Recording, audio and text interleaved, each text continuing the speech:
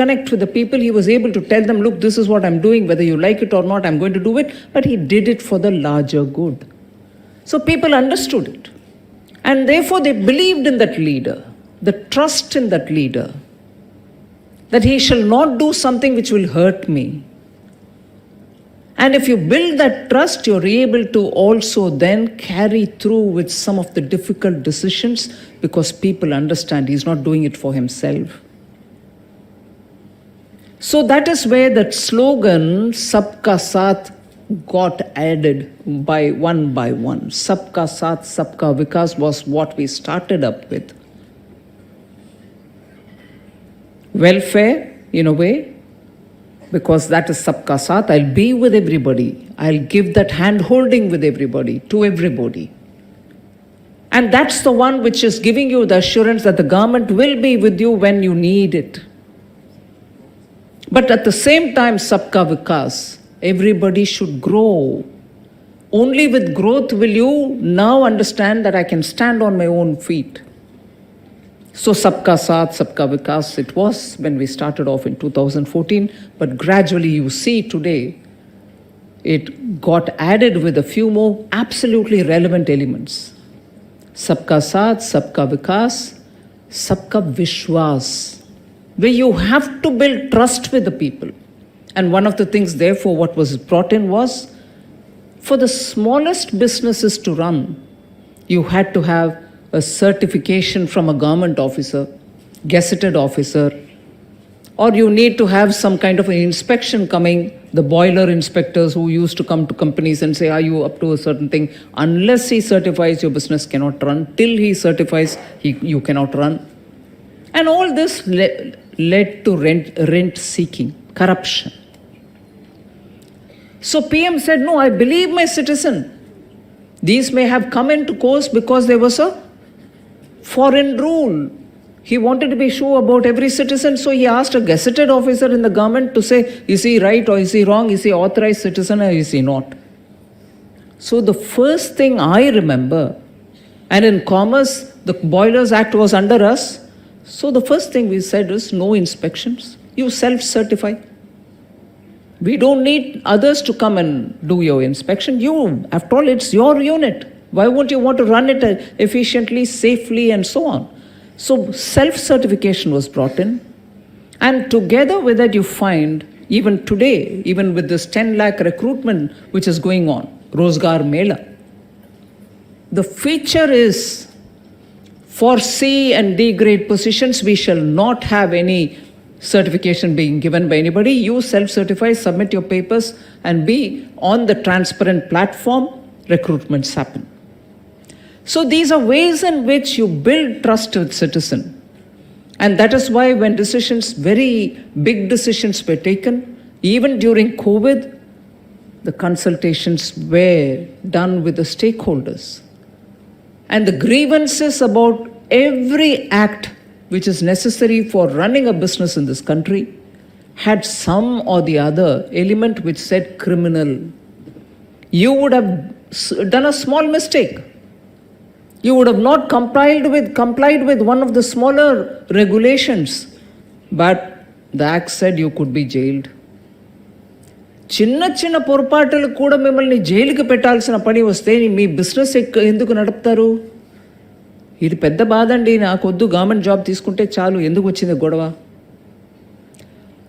Criminal element అంటే ఒక చిన్న పొరపాటుని కూడా ఈక్వల్ టు క్రిమినల్ యాక్ట్ అన్నట్టు పెట్టిన అన్ని యాక్ట్స్ని కూడా, అన్ని చట్టాన్ని కూడా రివ్యూ చేసి ఆ క్రిమినల్ ఎలిమెంట్ ఉన్న అన్నిటినీ కూడా కాంపౌండింగ్గా చేయండి, పెనల్టీ వేసేయండి, జైలుకు పంపించవద్దు.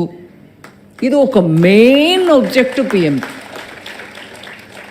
దానివల్ల ఇవాళ ఒక్క యాక్ట్ కూడా, అంటే ఒక చిన్న బిజినెస్ నడపడానికి కావాల్సిన ఒక యాక్ట్, బాయిలర్స్ యాక్టో ఇంకొకటో ఎన్ని యాక్ట్స్ ఉన్నా కూడా దాని అన్నిట్లో క్రిమినల్ కాంపోనెంట్ని కాంపౌండబుల్గా మార్చాం. ఏ ఒక్కటికి కూడా జైలు ప్రావధానం ఉండకూడదు, అది తీసేసాం. ఏదో ఒక 2 చోట్ల మాత్రం ఇంపాసిబుల్ టు రిమూవ్ అన్నప్పటికీ అది 2 మాత్రం ఉంటుంది, మిగతా అన్నిట్లో క్లియర్ చేసాం. So Vishwas, building trust with the citizen.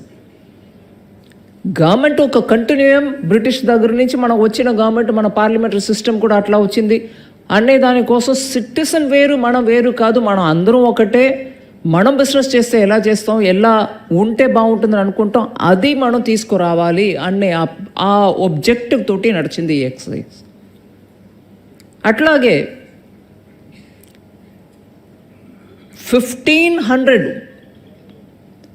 1500 యాక్ట్స్ని యాక్చువల్గా ఉండక్కర్లేదు అన్నటువంటి యాక్ట్ని అలాగే ఉంచారు, ఎవరు ముట్టుకోలే. మనం దానికేముంది ఉండని అని వదిలేయవచ్చు అని అనుకుంటాం. అట్లాంటి లాస్ ద్వారానే కొంచెం తెలివితేట ఎక్కువ ఉన్నటువంటి అధికారులు, బాబు నువ్వు చేసే బిజినెస్లో ఈ యాక్ట్కి విరుద్ధంగా చాలా చేస్తున్నావు, కొంచెం చూసుకో అని వెళ్ళి ఇన్స్పెక్షన్ చేసే అవకాశం ఉంది అనేది అర్థం చేసుకొని 1500 యాక్ట్స్ని మొత్తం తీసేశారు. ఇది ఉంటే ప్రయోజనం లేదు. ఉంటే గవర్నమెంట్ ఒకటి అనుకుంటుంది, ప్రజానీకానికి ఉపయోగంగా ఉన్నటువంటి విషయాలు మనం చేయాలి, అడ్మినిస్ట్రేషన్ని క్లీన్గా నడపాలి, కరప్షన్ ఉండకూడదని అనుకుంటే the very presence and record of 1500 acts gave opportunity. అంటే అవి ఇవాళకి రెలవెంట్ కాని యాక్ట్, కానీ అది ఉందని తెలిసిన bright officer can always quote to you, బాబు ఇది చూసుకో ఇక్కడ ఏదో రకంగా, సో అది ముందు తీయండి అన్నారు PM. So we remove 1500 acts and that exercise continuous even now. Major వెళ్ళిపోయాయి, ఇంకా కొన్ని ఉన్నాయి, అవన్నిటిని కూడా క్రమేణా తీసేయాలి, లేకపోతే అదే ఒక పెద్ద బర్డన్ ప్రజానికానికి. సో గవర్నెన్స్కి వచ్చినప్పటికీ బీదలకు అన్నం ఇస్తున్నామా అవన్నీ కూడా ఇంపార్టెంట్ అంటే కూడా these are the major hurdles for a normal citizens life which has to really go way, they are not needed. So అది చెప్పడానికి కూడా ఒక రకమైన కరేజ్, కన్విక్షన్ కావాలి, అది నడిచింది.